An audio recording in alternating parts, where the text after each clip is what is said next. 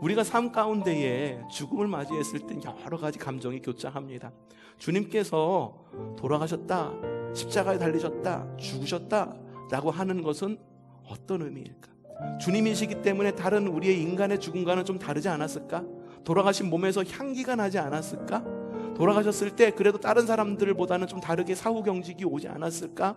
돌아가셨을 때 다른 사람들과는, 우리와는 다른 모습으로 돌아가시지 않았을까? 절대 그렇지 않다라고 하는 거예요.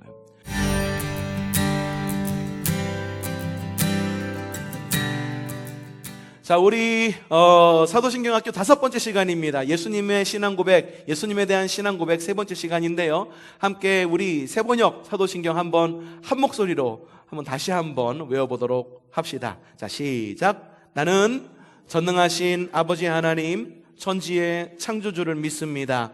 나는 그의 유일하신 아들 우리 주 예수 그리스도를 믿습니다.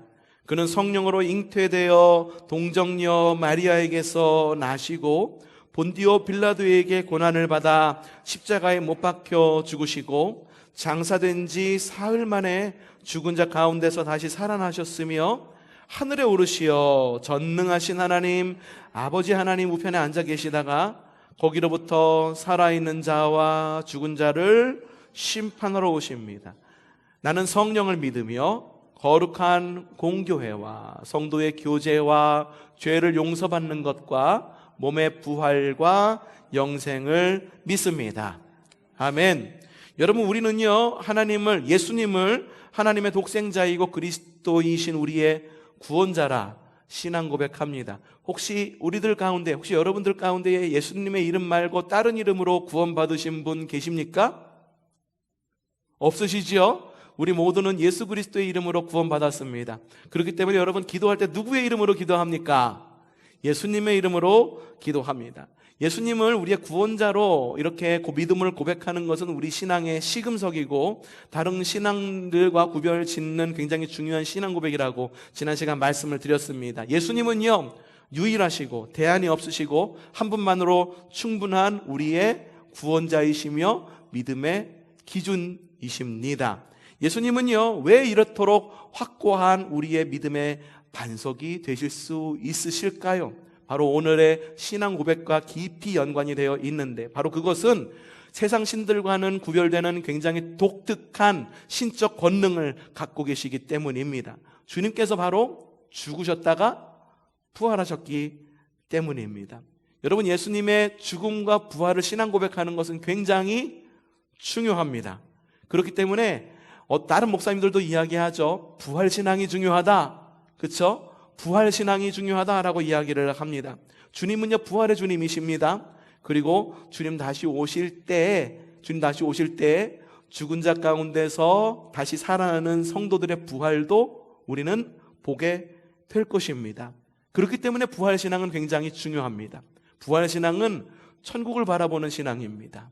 그리고 이 땅 가운데서 하나님 나라를 살아가는 신앙이 바로 부활신앙입니다. 하지만 여러분, 기억해야 될 것이 부활신앙 전에 한 가지 신앙이 더 있었다라고 하는 거예요. 뭐냐면 바로 죽음의 신앙입니다. 뭐라고요? 죽음의 신앙이다라고 하는 거예요. 왜냐하면 죽음이 없이는 부활 또한 있을 수 없기 때문입니다. 그래서 첫 번째 이야기가 주님께서는 완전히 죽으셨습니다 라고 하는 이야기를 여러분들에게 드리고 싶어요. 예수님의 죽음은요, 상상 속의 사건일까요? 아닙니다. 예수님의 죽음은 낭만적일까요?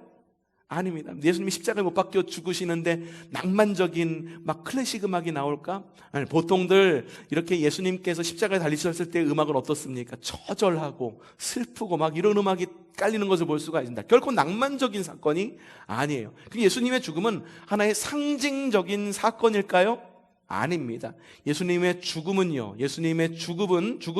상상 속의 사건도 아니고 낭만적인 사건도 아니고 그리고 상징적인 사건도 아닌 우리가 현실에서 마주치는 바로 그 죽음 그 자체입니다. 우리 예전에 우리 함께 신앙생활하던 그 집사님이 한 분 계셨었죠. 이한성 집사님 계셨었잖아요. 어느 날 전화가 막 울리는 거예요. 전화가 울려가지고선 무슨 일이냐 말을 물어봤더니만은 우리 이영희 권사님이 전화를 급하게 하신 거예요. 뭐냐면 이한성 집사님이 돌아가셨대. 댁을 문 열고 들어가 보니까는 이한성 집사님이 돌아가 계시대. 그래서 급하게 가본 거죠. 왜냐면 이한성 집사님은 누군가가 돌보아 주실 분이 사실상 현실적으로 없었기 때문에. 손주가 한 분 계셨었는데 그 손주분도 사실상 연락을 끊고 있었고, 정확히 가정에 어떤 일이 있었는지를 저는 알 수는 없습니다만 좀 어려운 환경 가운데에서 그렇게 좀 돌아가시게 됐어요. 혼자 계시니까는 혼자 그냥 돌아가신 것 같아요. 식사를 하시고 안방으로 딱 들어갔는데 요에 이렇게 누워 계신 거예요. 팔을 이렇게 하시고 이렇게 옆으로 누워서 돌아가셨더라고요. 집사님 해서 깰 것만 같아. 그런데 어떠냐면은 이미 몸은 작게 식어져 있고 몸은 굳어가지고선 그냥 돌아가신 거예요. 나중에 119 구급대원이 와가지고선, 그리고 경찰이 와가지고 어떻게 돌아가셨는지 조사를 하는데, 그렇게 식사하시고 이렇게 누워 계시다가 주무시다가 그렇게 돌아가신 것 같다라고 그렇게 이야기를 하더라고요. 근데 어떻게 사람이 이미 돌아가셔가지고 팔을 베고선 돌아가셨으니 이걸 옮기려고 하면은 팔을 밑으로 잘 하고 이렇게 다 내려드리고 그렇게 해서 잘 모셔드려야 되잖아요. 근데 금방이라도 살아날 것 같은데 바로 이렇게 눕혔는데도 그냥 몸이 이미 굳어가지고선 팔은 이미 여기 이게 붙어있고 다리도 이렇게 그냥 이렇게 꺾어진 채로 펴지지가 않는 거예요. 그래가지고선 119 구급대원들이 팔도 이렇게 내려드리고 다리도 잘 해가지고선 이렇게 천에 싸가지고선 이렇게 들것에 실어가지고선 고 이한성 집사님을 모신 그런 기억이 있어요. 여러분 어떻습니까? 우리가 삶 가운데 죽음을 맞이한 사람을 보면은요, 종종 좀 불쌍하다, 좀 긍휼의 마음도 들기도 하지만 어떤 경우에는 무섭다라고 느껴지는 경우도 있을지도 몰라요. 목회를 해가지고선 죽은 심, 뭐라고 그러죠? 임종 예배를 와달라고 그래서 임종 예배를 갔는데, 사후 임종 예배가 있고 사전 돌아가시기 전 임종 예배가 있고 돌아가신 이후에 드리는 임종 예배가 있어요. 둘 중에 하나 이렇게 선택해서 하는데, 아직 돌아가시지 않으신 한 분이 계셨었어. 이분이 돌아가실 것 같으니까는 목사를 부른 거예요. 그래서 제가 가서 보니까는 금방이라도 술이 끊어질 것 같아. 생체 이 리듬이 거의 다 떨어졌어. 그래서 기도를 하는데 처음에는 이분이 숨을 쉬면서 이제 의식은 없으시지, 가족들은 다 와 계시지. 말을 해도 말을 듣는지 안 듣는지 모르지만 숨을 쉬고 있는 거예요. 숨을 쉬고 있을 때 손을 붙잡고서 있는데 아직 손이 그래도 따뜻한 온기가 좀 남아 있어. 그래서 임종 예배를 드리는 거예요. 저 높은 곳을 향하여 이렇게 부르고선 어느 순간인가 딱 이제 임종 예배가 드리는 도중에 갑자기 이분이 생체 리듬이 뚝 떨어지면서 삑 소리가 나는 거예요. 가족들이 난리가 나지. 돌아가셨다라고. 아버지 벌써 가시면 어떡해요? 예배라도 마치고 돌아가시지. 난리가 났어요. 저도 너무 긍휼한 마음이 드는 거예요. 가족들이 너무 불쌍하고. 그래가지고 이분의 돌아가신 고인의 손을 붙잡고선 가족들과 기도하는데 어떨까? 체온이 뚝뚝뚝뚝 떨어지는 게 느껴지더라고. 그러고선 딱 봤는데, 이분의 얼굴을 딱 봤는데 갑자기 목사인데도 갑자기 무섭다라는 생각이 딱 드는 거예요. 야, 이거 돌아가신 분이잖아. 무섭다는 생각이 딱 드는 거예요. 우리가 삶 가운데에 죽음을 맞이했을 땐 여러 가지 감정이 교차합니다. 주님께서 돌아가셨다, 십자가에 달리셨다, 죽으셨다 라고 하는 것은 어떤 의미일까? 주님이시기 때문에 다른 우리의 인간의 죽음과는 좀 다르지 않았을까? 돌아가신 몸에서 향기가 나지 않았을까? 돌아가셨을 때 그래도 다른 사람들보다는 좀 다르게 사후 경직이 오지 않았을까? 돌아가셨을 때 다른 사람들과는, 우리와는 다른 모습으로 돌아가시지 않았을까? 절대 그렇지 않다라고 하는 거예요. 주님께서 십자가에 죽으셨다라고 하는 것은 우리가 현실에서 마주치는 바로 그 죽음 그 자체였다라고 하는 거예요. 주님께서는 십자가에서 몸이 찢기셨습니다. 고통을 당하셨고 피를 흘리셨어요. 우리들과 똑같이 피를 흘림을 당할 때, 여러분 그렇잖아요. 몸에서 피가 빠져나가면 체온이 떨어진다라고 그래요. 그래서 오한을 느낀다라고 그래요. 예수님도 똑같은 그런 오한을 느끼셨을 것입니다. 완전하게 일말의 생명의 희망도 없이 호흡이 멈추고 맥박이 멈추고 뇌파가 완전히 멈춘 완벽한 사망 선고가 있었던 것이 바로 예수님의 죽음이었다라고 말하는 거예요. 이교도들이 말하는 예수님의 죽음은 하나의 상징이었다라고 말하는 것이 아니다라고 말하는 거예요. 이건 영적 죽음이었을 뿐이다라고 말하는 것도 아니라는 거예요. 하나의 쇼다라고 말하는 거예요. 예수님이 실제로 죽지 않았어. 십자가를 지기 직전에 내려와서 결혼해서 잘 살았어. 그의 자손이 살아있어. 그래서 그 자손을 저기 그 로마 교황청에서 숨기고 있는 거야 라고 말하는 쇼다 라고 말하는 것도 아니에요. 이게 영화로 나왔어요. 이게 말도 안 되잖아요. 영화로 나왔어요. 이게 과거에 25년 전, 30년 전 영화였던 것 같아요. 다빈치 코드라고 여러분 들어보셨을 거예요. 그렇죠? 다빈치 코드가 말하는 게 그거예요. 주님께서 십자가에 지지 않았어. 십자가 지기 직전 십자가를 지기에 도망쳐 나와가지고 막달라 마리아와 결혼을 해가지고 그래가지고 자손을 이루고선 이 땅 가운데 살아갔어. 그래서 그 예수님의 자녀들이 지금까지 살아있어. 그래서 교황청에서는 이걸 숨기기 위해서 아주 극비리에 이 예수님의 후손들을 갖다가 보호하고 있어 라고 말하는 게 다빈치 코드거든요. 근데 예수님의 죽음은요 결코 그렇지 않습니다. 첫 번째로 예수님의 죽음은요 역사적인 사실입니다. 로마의 역사 기록가인 티투스라고 하는 사람이 예수님의 죽음에 대해서 기록을 했습니다.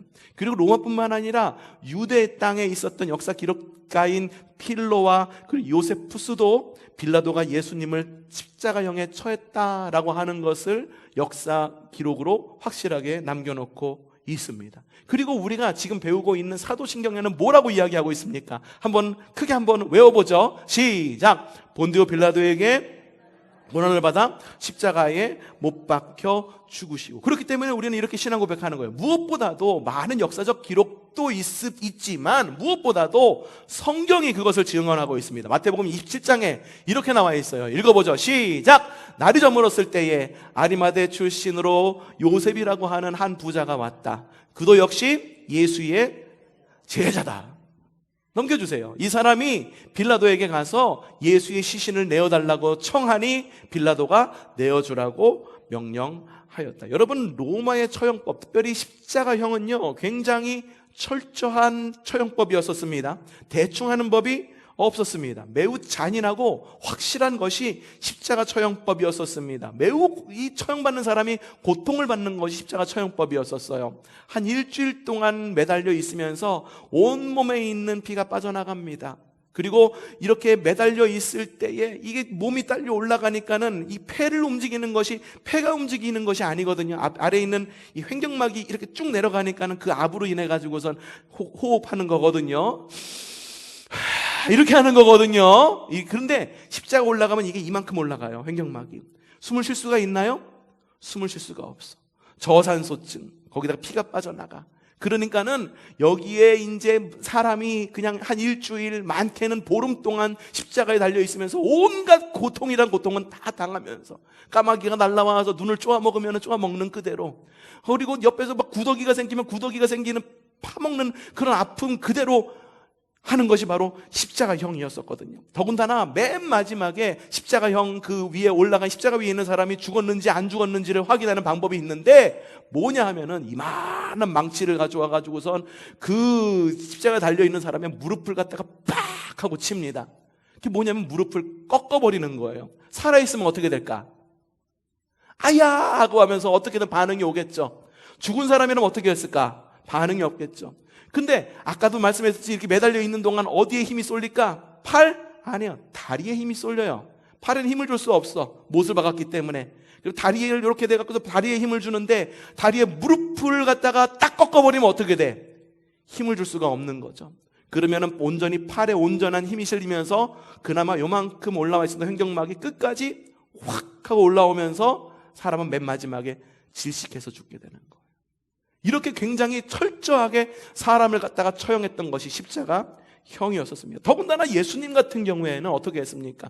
죽었는지 안 죽었는지 다리를 꺾어야 되는데 다리를 꺾지 않고 어떻게 했다? 창으로 옆구리를 팍 하고 찔렀다라고 하는 것을 볼 수가 있어요.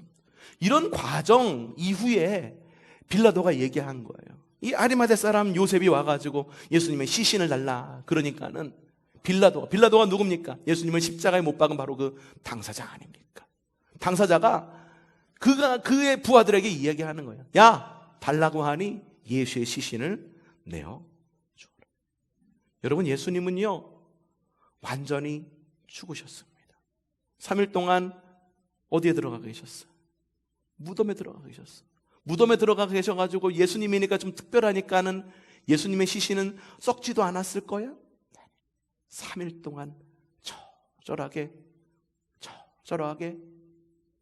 썩어갔던 것이 예수님의 시신이었다라고 하는 거예요. 여러분, 우리가 예수님의 완전한 죽음을 신앙 고백하는 것은 매우 중요합니다. 왜라고 말씀드렸습니까? 완전한 죽음이 전제가 되어야 될 때만 완전한 부활을 우리가 신앙 고백할 수 있기 때문에. 여러분, 지금의 시대의 문제는요, 죽음이 없는 부활만을 이야기하는 시대이기 때문에 문제라고 볼 수가 있어요. 희생은 분명히 중요한 가치입니다. 하지만 누군가가 희생했을 때는 잘했다 박수치고, 얼마 전에 이번 주에는 그런 기사가 났더라고요. 전역한 군인이 이 어느 카페에 들어가 가지고선 커피를 시켰는데 그 커피 그 잔 위에다가 나라를 지켜주셔서 감사합니다라고 적은 것이 하나의 이슈가 된 거예요. 그래갖고 지금 국방부 장관이 찾는 데인가 누가 찾는데 감사하다고, 그래가지고선 이 상품도 전해주고 표창장도 전해주고 싶다고 그러고 찾는 거예요. 사실상 이게 굉장히 좋은 일이고 당연한 일이지만 남의 희생. 하지만 우리가 어떻습니까? 이게 이제 우리는 워낙 군인이 많은 지역이다 보니까는 발에 채이는 게 군인이다라고 보니까는 그 소중함을 잘 모르잖아요. 이 군인들 왔다 갔다 거리면 어때? 야, 이 군인들 많으면은 그 땀 냄새 때문에 또 싫어하시는 분들도 있고 얼마나 또 그렇습니까? 하지만 남의 희생하는 것에 대해서는 당연하게 여기, 야, 그때는 원래 그런 거지. 하지만 내가 희생하는 것에 대해서는 굉장히 주저하고 싫어하는 것이 지금의 시대입니다. 여러분, 어떻게 희생 없이, 죽음이 없이 부활의 영광을 누릴 수가 있겠습니까? 어떻게 희생 없이 예배할 수 있겠습니까? 저기 인도에 유명한 한 사회운동가가 있죠. 평화주의자 운동가가 있습니다. 머리를 빡빡 밀고 동그란 안경을 쓰고 이렇게 앉아가지고선 평화운동을 하는 이름이 두 글자였던 한 사람이 있어요. 성은 간시인 사람, 누가 있을까요? 간디라고 하는 사람이 있어요. 이 사람은요, 이분은 미국으로 유학하면서 아마 기독교의 가치를 좀 받았던 것 같아요. 그래서 힌두교도였었어요. 그래가지고서 힌두교도였었지만 어떤 희생에 대한 그런 가치, 그래서 이 사회가 왜 그렇게 악한가에 대한 것을 이야기하는데, 약한가에 대해서 이야기를 하면서 이 세상에는 7가지 악이 있다, 사회악이 있다라고 이야기를 했습니다. 첫 번째 악이 뭔지 아십니까? 첫 번째 악 보여주세요. 자, 뭐라고요? 읽어봅시다. 시작. 정치를 하는데 원칙이 없대요. 그냥 자신의 이권에 따라 갖고 이리 갔다 저리 갔다, 박쥐처럼 이리 갔다 저리 갔다 하는 것, 그것이 문제다. 사회악이다. 첫 번째 사회악이다. 두 번째 사회악은 뭐라고 그럽니까? 시작. 여러분, 노동 없는 부 여러분들 좋아하시죠? 일하지 않고 받는 그 무엇. 야, 내가 그래도 내가 사회 약자니까 뭐 더 받는 거, 아니면은 뭐 하는 것, 일하지 않고 뭐 세를 받아서 살아가는 거, 이런 거 굉장히 좋아하죠. 오죽했으면은 요즘 아이들 꿈이 뭔지 아세요? 건물주. 아무 일하지 않고 세 나오는 걸로 받아가면서 살아가는 것. 여러분, 그게 사회악이라고 하는 거예요. 세 번째, 뭐가 악이라고 그러는지 아십니까? 시작. 양심 없는 쾌락. 성적으로 문란해 있습니다. 요즘에 사귀면 잠자리 하는 건 당연한 거라고 여기는 것 같더라고요. 그래서 쾌락만을 누려. 뭐 궁합이 맞는지 안 맞는지 확인해 보고선 결혼해야 된대. 이게 말이야. 이게 뭐야. 네 번째 뭡니까? 네 번째, 인격 없는 교육. 교육을 하는데 지식만을 전하는 거예요.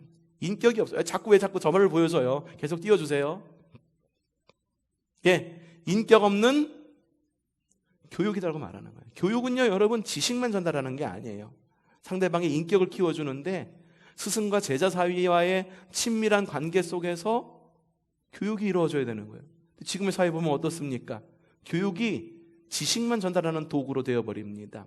얼마 전에 그런 기사들이 많았잖아요. 그래서 이 교사 선생님들 단체에서도 굉장히 문제들이 이런 어떤 움직임들이 있었잖아요. 지난주에는 또 무엇을 봤냐 하면은 OMR 카드 작성해 갖고서 내잖아요. 한 부모님이 그거 갖고서 소송을 벌였어. 우리 아이가 시험을 봤는데 시험지에는 다 답을 체크했대. 그런데 OMR 카드에만 적지를 못하는 순간 시험이 종료됐대. 그러면 시험지를 걷어가서 이 아이가 받은 점수는 몇 점?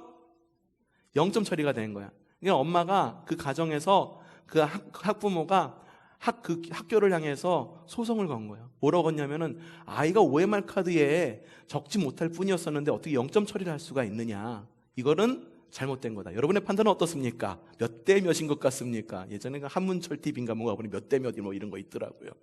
몇 대 몇인 것 맞는 것 같아요? 아닌 것 같아요. 어떻습니까? 여러분의 자녀가 그렇다면 어떻겠습니까? 좀 상식적으로 좀 생각을 하고, 그리고 좀 그런 게 필요한데 교육 가운데에서도 여러 가지 문제들이 일어나고 있어요. 다섯 번째 뭐라고 이야기합니까? 도덕성 없는 상거래. 상거래하는데 도덕이 없어. 어떻게든지 이윤만 많이 남기려고 그래요. 지난주에 그 우유값이 한 팩에 얼마씩 올랐어요. 한 팩이 얼마씩 올랐어요. 그렇죠. 서울우유에서 올랐어요. 맞아, 올랐어요. 그래갖고 요번 주부터 지난주에 샀던 우유는 괜찮은데, 지난주에 샀던 우유도 마찬가지였나? 그때부터 올랐나? 10일이라고 그랬는데 넘었나요? 10일이? 안 넘었죠. 10일부터 올라가지고 다음 주부터 카페에 들어오는 우유가 이게 올라요. 그래가지고 물가가 막 요동친다라고 그래요. 그래서 물가가 요동치는 물가 가운데 제일 요동치는 게 뭔지 아세요? 밀가루와 우유를 만드는 거. 아이스크림, 또 뭐? 빵, 또 카페 가격을 올린다라고 이야기를 합니다. 근데 저는 좀 이해가 되지 않아요. 정말 우리가 대량으로 가져와 가지고선 뭔가 하면 모를까. 우리는 대량으로 가져오지를 않죠. 뭐 가져와 봤자 뭐 큰 거 한 박스로 뭐 일주일 쓰기도 하고 그런데 정말 많이 올랐으면은 가격을 올려야겠죠. 근데 이때다 싶어 갖고 가격들이 한꺼번에 쫙 오르는 거예요. 여러분 우유 한 팩이 얼마 오른지 아세요? 1리터짜리인가요? 몇 밀리터짜리야? 1.5인가요? 1리터인가요? 1리터 한 팩이 얼마 오른지 아세요? 얼마 올랐을 것 같아요? 100원 올랐어요. 100원 올랐는데 여러분 물가가 어떻게 치솟습니까? 커피 한 잔에 3,500원 하던 것이 4,000원으로 오르고. 근데 그 한 팩으로 커피 한 잔만 만듭니까? 이때다 싶으니까는 막 올리는 거죠. 국제 유가가 막 요동친대요. 그러니까 요동칠 때 막 오른대요. 그럼 어떻습니까? 주유소 가면은 휘발유 값이 천정부지로 막 올라가는, 이때다 싶으니까 이윤을 취하죠. 도덕성이 없어. 도덕성 없는 상거래. 여섯 번째, 인간성 없는 과학. 이거 과학이니까. 과학이 이렇대. 인간성을 상실해. 하나님도 없어. 사람도 없어. 인간성의 모독. 여섯 번째 이야기를 했죠. 그 일곱 번째가 무엇일 것 같습니까? 아직 보여주지 마세요. 일곱 번째는 무엇일 것 같습니까? 이제 희생에 대해 이야기했으니까 희생에 관한 무엇인가 이야기할 것이라고 여러분 추측할 것입니다. 맞습니다. 희생에 대한 거예요. 일곱 번째, 크게 한번 읽어봅시다. 시작! 여러분, 간디가 말한 7대 사회학 가운데의 맨 마지막을 장식하는 것이 무엇이다? 희생 없는 종교. 종교가 그냥 나 하나 이득 하나 취하는 것, 나 하나 잘 되는 것, 그냥 내가 주님 믿으니까 하나님께서 내게 복 주셔가지고 부자 되는 것, 건강한 것, 그것만이 목적이 돼. 희생이 없어. 사회에 대한 희생이 없고, 그리고 나 자신에 대한 죽음이 없어. 나는 죽지 않고 남이 죽기를 바래. 그런 종교는 7대 사회악이다라고 이야기를 하는 거예요. 여러분, 그렇기 때문에 우리가 신앙 고백하면서 주님께서 먼저 죽으셨다라고 하는 신앙 고백을 하는 것은 우리에게 굉장히 중요한 신앙 고백입니다. 여러분, 우리의 신앙 가운데에 부활 신앙을 이야기하기 전 무엇을 먼저 이야기해야 될까? 죽음의 신앙을 먼저 이야기를 해야 돼요. 복음에 대해 내가 죽고, 예수님에 대해 예수님의 이름으로 내가 죽고, 그러므로 인하여 그 희생으로 인하여 하나님 나라를 살아가고, 하나님 나라를 통하여 이 세상이 바뀌고, 이 세계가 바뀌고, 우리의 지역사회가 바뀌는 바로 그러한 신앙. 여러분 주님의 죽으심을 신앙 고백함으로 여러분의 죽음을 선포하는 그런 건강한 신앙이 있기를 바랍니다. 그런데요, 많은 사람들이 죽음을 굉장히 두려워합니다. 왜냐하면 죽음을 끝이다라고 생각하기 때문에. 미안하단 말도 참 못해. 사랑한단 말도 참 못해. 자존심 때문에. 그래서 내가 뭔가 미안하다라고 이야기하면은 내가 완전히 지는 거라고 생각을 해. 사랑한다라고 먼저 이야기를 하면은 내가 조금 뭔가 좀 목매는 것 같은 그런 모습으로 보여져. 여러분, 죽음을 두려워해. 왜? 그것이 끝이다 라고 생각을 하기 때문이에요. 하지만요, 예수님의 죽음은 어땠습니까? 끝이었습니까? 그것이 끝이 아니었다라고 하는 거예요. 여러분 함께 성경 말씀 한 개 더 보도록 하겠습니다. 마태복음 28장 18절 말씀 시작! 다가와서 그들에게 말씀하셨다. 나는 하늘과 땅의 모든 권세를 받았다. 나는 누굽니까? 예수님은 하늘과 땅의 무엇을 받았다?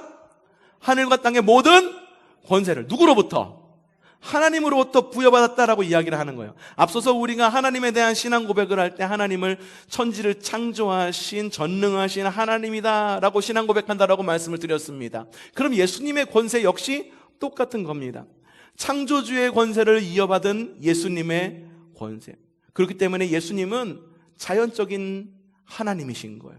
자연의 법칙 안에서 모든 것을 이루시는 하나님이십니다. 그렇기 때문에 예수님의 죽음도 자연의 법칙 안에서 이루어질 수 있었던 거죠. 하지만 하나님께서 천지를 창조하신 창조주이고 전지전능하신 하나님, 바로 그 권세를 부여받으셨기 때문에 자연적인 예수님이실 뿐만 아니라 초자연적인 예수님이실 수 있다라고 말씀을 드리는 것입니다. 여러분 그러한 초자연적인 주님의 권능으로 예수님은 어떻게 되셨습니까? 죽음으로 끝났습니까? 아닙니다. 마태복음 28장 5절에서 6절 한번 읽어보죠. 시작! 천사가 여자들에게 말하였다. 두려워하지 말아라. 나는 너희가 십자가에 달리신 예수를 찾는 줄 안다. 그는 여기 계시지 않다. 그가 말씀하신 대로 그는 살아났다. 와서 그가 누워 계셨던 것을. 여러분, 예수님의 죽음이 완전한 죽음이었기 때문에 예수님의 부활 역시 무엇입니까? 완전한 부활이다라고 하는 거예요. 예수님의 부활은요, 하나의 상징입니까? 아닙니다. 예수님의 부활은 단순한 영적 부활일 뿐입니까? 아닙니다. 예수님의 부활은 단순히 기록만 남아있는 그러한 속임수 뿐입니까? 아니다라고 말하는 거예요. 완전한 죽음을 이기신 최고의 승리의 사건이 바로 죽음에서 부활하신 나의 구세주, 바로 그러한 우리의 주님이시고 최고의 승리의 사건을 이루신 분이 바로 우리의 예수 그리스도라고 하는 거예요. 여러분, 우리의 신앙 고백은요, 완전한 죽음을 거쳐서 완전한 부활에 이를 때 그 균형과 긴장감 속에서 건강하게 바로 설 수 있는 것임을 여러분들 기억하셔야 되는 거예요. 부활신앙이 중요해 라고 말하니까 주님께서 나를 회복시켜 줄 것만 기억하는 거야. 하지만 우리가 기억해야 될 게 뭐라고요? 예수님의 완전한 죽음도 본받을 줄 알아야 된다는 거예요. 그랬을 때, 우리가 완전히 십자가에 죽었을 때, 부활의 영광도 주님과 함께 누리셨더라고요. 그런데 주님의 죽음과 부활은 과거의 역사적 사실일 뿐이다? 과거의 일일 뿐이다? 아니에요. 그 예수님의 죽음과 부활은 지금 우리에게 침투해 옵니다. 예수님의 죽음과 부활은 지금부터 2000년 전에 있었던 오래된 이야기일지는 모르지만 그 예수님의 죽음과 부활은 지금 우리 신앙에 깊숙이 침투해 옵니다. 그러셔서 어떻게 되느냐? 고린도전서 15장 이렇게 적혀 있습니다. 시작! 잠든 사람들의, 다시 한번 읽어보죠. 시작!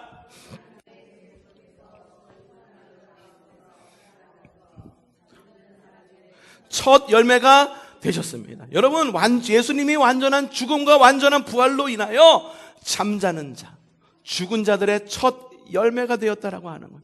첫 열매가 있다라고 하는 건 두 번째 열매도 있다? 세 번째 열매도 있다? 네 번째 열매도 있다. 다섯 번째 열매도 있다. 그 순서가 나에게까지 올 것이다. 아멘. 우리는 그것을 신앙으로 고백하는 거예요. 그렇기 때문에 우리 역시 언젠가 주님께서 다시 오실 때 부활할 겁니다. 나팔 불 때 나의 이름, 나팔 불 때 나의 이름, 나팔 불 때 나의 이름, 부를 때에 잔치 참여하겠네. 그 앞에 가사가 뭐예요? 무덤 속에 잠자던 자 그때 다시 일어나 영화로운 부활 승리 얻으리. 미래에 우리는 다시 우리의 육신이 부활할 것을 믿습니다. 하지만 그것이 미래의 일일 뿐만 아니라 현재 우리에게도 스며들어 와서 세상 속에서 현재 하나님 나라를 살아가게 하신다라고 하는 거예요. 여러분, 주님께서 첫 열매가 되심으로 우리에게 완전한 부활과 승리의 희망을 주십니다. 여러분, 천국의 희망이란 바로 그런 겁니다. 그리고 천국의 희망이란 과거에 있었던 일로 인하여 혹은 미래에 있을 일로 인하여 우리가 그리스도인으로서 희망을 갖고 살아가는 것 중요하지만 그것으로 인하여 과거의 일이 현재로 침투하고 미래의 일이 현재로 침투하여서 지금 현재 하나님 나라를 살아가게 하는 바로 능력이 바로 첫 열매가 되신 예수 그리스도께 있다는 것을 말씀을 드리는 거예요. 그래서 우리는 이렇게 신앙 고백하죠. 다시 한번 사도신경 한번 외워보도록 합시다. 시작. 본디오 빌라도에게 고난을 받아 십자가에 못 박혀 죽으시고 죽으신 것으로 끝난 것이 아니라 장사된 지 사흘 만에 죽은 자 가운데서 다시 살아나십니다. 이것이 바로 오늘의 사도신경이 우리에게 주는 은혜와 의미다라는 것입니다. 그렇기 때문에 우리는 어떠한 삶을 살아갈 수 있는가? 바울은 이렇게 이야기합니다. 고린도전서 15장 시작. 형제자매 여러분, 감히 나는 단언합니다. 나는 날마다 죽습니다. 이것은 우리 주 예수 그리스도께서 여러분에게 하신 그 일로 내가 여러분을 자랑스럽게 여기는 것만큼이나 확실한 것입니다. 여러분, 그렇기 때문에 주님께서 완전히 죽으셨고 완전히 부활하셨기 때문에 우린 믿음으로 그렇게 고백할 수 있는 거예요. 나는 날마다 죽습니다. 여러분, 날마다 죽음의 신앙을 경험하십시오. 날마다 죽음의 신앙을 경험함으로 날마다 부활하는 부활의 영광을 누리는 믿음의 삶을 살아내기를 바랍니다. 주님께서 완전히 죽으셨고 완전히 살아나셨습니다. 나도 역시 주님과 함께 죽읍시다. 죽은 사람은요, 우리를 힘들게 하는 환경 가운데에 반응하지 않아. 누가 나를 찔러도 찌르는 것에 반응하지 않아. 누가 나에게 싫은 소리 해도 싫은 소리 하는 것 때문에 반응하지 않아. 죽은 사람, 여러분 바늘로 쿡 찌르면 죽은 사람이 이러고 벌떡 일어납니까? 깜짝 놀랐죠. 죽은 사람은 반응하지 않아. 오로지 무엇에 반응하냐? 죽은 이후에는 그때는 나를 부르시는 주님에게만 반응하는 거예요. 세상 가운데에 나는 날마다 죽고 누구에게만 반응한다? 주님에게 반응한다. 주님께서 내가 죽으라 했으니 죽고, 주님께서 내가 죽으니 그래 잘했다 나의 착한 종아, 이제는 내가 너를 살게 하겠다. 그 가운데에서 부활을 누리며 살아가는 거예요. 여러분, 세상과 악과 자기 의에 대한 완전한 죽음을 경험하는 믿음의 그리스도인이 되기를 바랍니다. 죽음의 경험으로 인하여 완전한 부활 신앙으로 더욱 우리의 신앙이 단단해지기를 바랍니다. 여러분은 이미 신앙생활을 통해서 죽음을 한번 경험했어요. 언제 경험했을까? 세례 받으셨잖아요. 세례는 뭔지 아십니까? 예수님과 함께 어디로 들어갔어? 물속으로 들어가는 거예요. 물속에 들어가가지고서 영원히 살 것 같죠? 아, 주님 여기가 좋사오니 여기를 살게 하여 주세요. 물속에서 한 30분 계시죠? 아니, 물속에서는 잠시 한 5분도 버틸 수 없는 게 사람이에요. 물속에 들어간다라고 하는 게 뭡니까? 내가 주님과 함께 죽습니다. 하지만 주님은 영원히 나를 물속에 두지 않아. 어떻게? 물속에서 다시 나를 건져내셔서 세례 이후의 삶을 우리로 하여금 살게 하신다라고 하는, 그것이 우리는 이미 죽음을 이미 한 번씩 다 경험했어. 근데 그것을 까맣게 잊고 살아가는 거지. 여러분, 그때 그 기억을 다시 한번 기억하고 그것으로 인하여 날마다 죽음으로 날마다 부활을 경험하는 저 여러분이 되기를 바랍니다. 이번 한 주 살아갈 것입니다. 이번 한 주 살아갈 때 분명히 누군가가 이 세상의 가치관이 여러분을 흔들고 찌르고 간지럽히고 못살게 굴 겁니다. 그럴 때 여러분 어떻게 반응하시겠습니까? 누군가가 나를 찌르니까 에이 나를 왜 찔러! 그러면서 화들짝 이렇게 막 큰 소리 치르면서 막 이렇게 반응하시겠습니까? 아니면 나는 예수로 죽었으니 찌르거나 말거나 나는 예수님을 바라보련다, 그렇게 반응하겠습니까? 죽음으로 인하여 부활을 경험하는, 부활의 영광을 누리는 저와 여러분이 되기를 주님의 이름으로